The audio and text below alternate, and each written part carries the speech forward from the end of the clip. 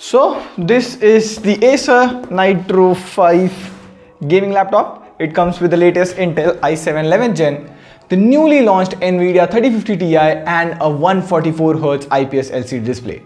If you're coming from smartphone, this is premium mid-range specs, you can say. Now, in case you guys aren't paying attention, Intel recently launched the 11th generation H series called H45 for i7 and i9, which are built on 10 nanometer and are 8-core 16-thread CPUs. Whoa!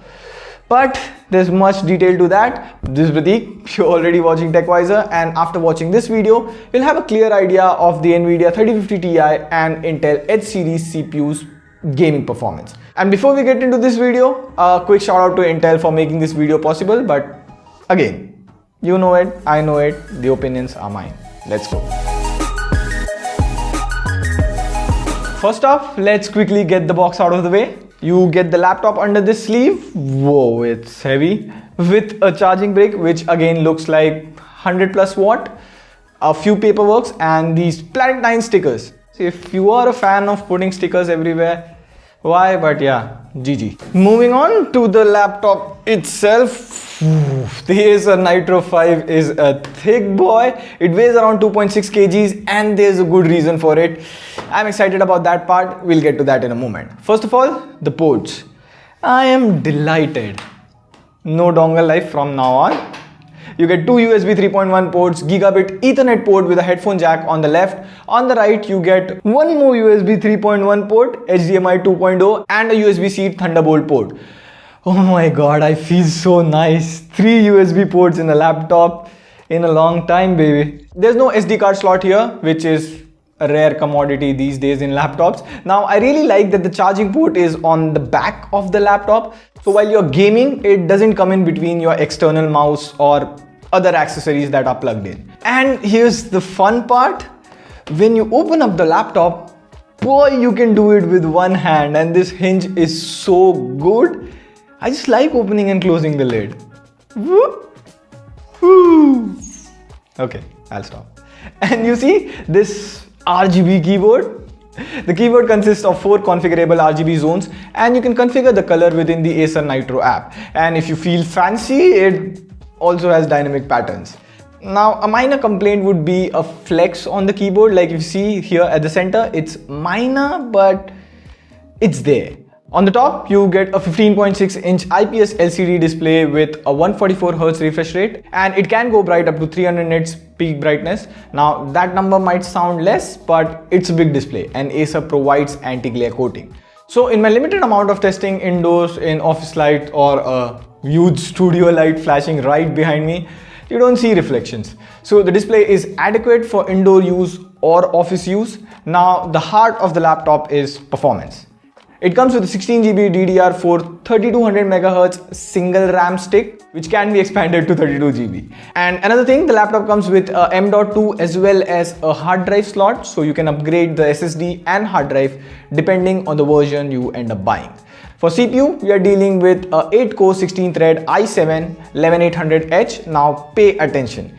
Intel has launched 4 CPUs codenamed as H45 CPUs. Right here is the i7 11800H. This is the H series.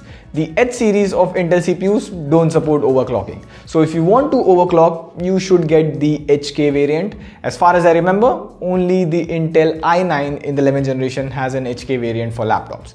Now, some really interesting things about the Intel H45 variant CPUs. Number one, the H variant supports 2 Edp ports. Now, it simply means that a laptop with an H variant can natively run 2 displays. Second, you now get 20 PCI Gen 4 lanes for both dedicated GPU, which we'll talk about in a moment, and storage. So in simple words, listen carefully. You can consider PCI lanes to be small roads that come out of your CPU. These roads are used to send data from other parts of the motherboard like GPU, RAM and storage. So now PCI Gen 4 can be considered twice the width of older PCI Gen 3, so a wider roads means more data transfer at a time.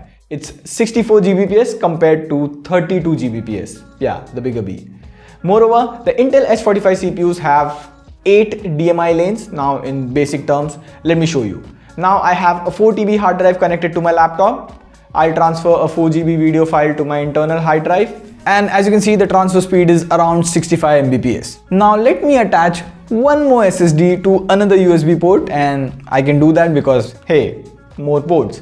Now when I transfer the files from both the external hard drive and SSD at once, you can see the hard drive transfer speed is still around 65 Mbps. That is possible because of the 8 DMI lanes. So no matter how many hard drives, Ethernet jack, external monitors you attach to all the ports, they'll perform at their maximum. Now here I would say the weight of the laptop really justifies the awesome thermals it has.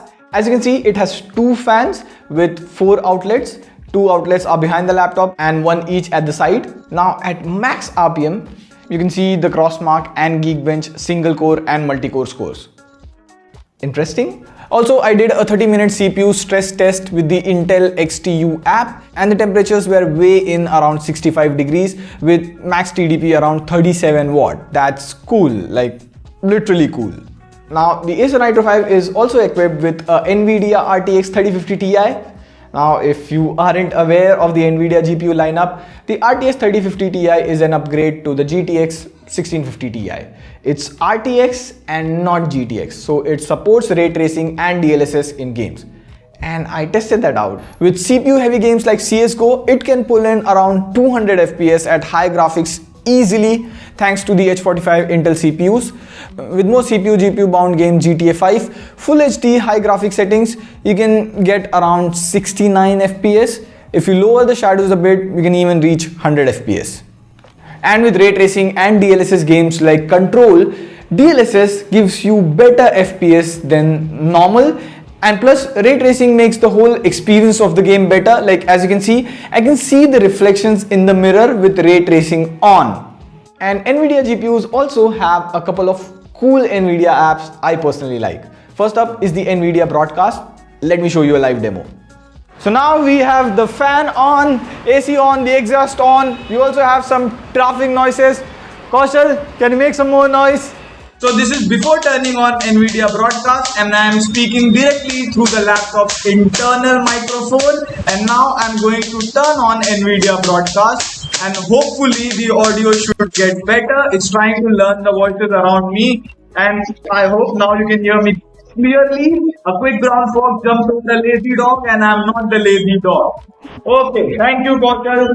That was nice. Now, to power up this entire thing, you get a 57.5 watt-hour battery, and Acer claims 8 hours of battery life. But in reality, if you're pushing the device for gaming, expect a 2 to 3 hours of battery life.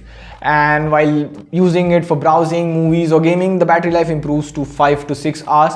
But for a gaming laptop, I guess it's an average battery life, quite expected.